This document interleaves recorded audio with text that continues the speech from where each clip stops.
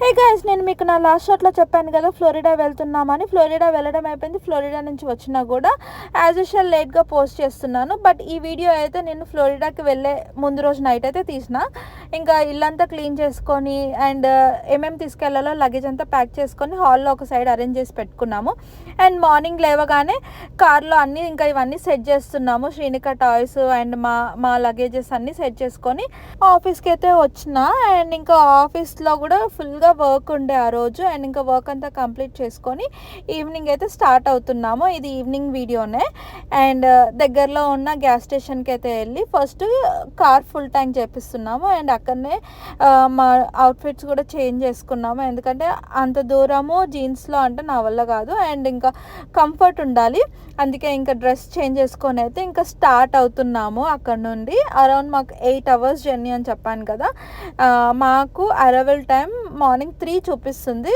Because మేము ఉన్నది CST and Florida EST కదా. అంటే మేము ఇక్కడ 7కి స్టార్ట్ అవుతున్నామని అంటే ఫ్లోరిడా 8 అన్నట్టు. అండ్ ఇంకా వెళ్ళే దారిలో ఫుల్గా వర్షం పడింది. అసలు రోడ్డే కనపడలేదు. ఒక సెకండ్ అయితే కార్ ఆపుకొని నెక్స్ట్ డే స్టార్ట్ అవుదామని అనిపించింది. కానీ ఎలానో అలా జర్నీ కంటిన్యూ చేసాము. అండ్ ఇంకా మధ్యలోనే ఇంకా రెస్ట్ ఏరియాలో మేము రెస్ట్ తీసుకున్నాం. ఆల్మోస్ట్ అప్పటికి 5 hours ఏమో డ్రైవ్ చేసిండు. నైట్ 1 కలా ఇంకా రెస్ట్ తీసుకున్నాము ఈ రెస్ట్ ఏరియాలో. మనకి యూఎస్లో ఇవి రెస్ట్ ఏరియాస్ కామన్ ఉంటాయి. ప్రతి స్టేట్ స్టార్టింగ్ అండ్ ఎండింగ్లో ఉంటాయి అన్నమాట.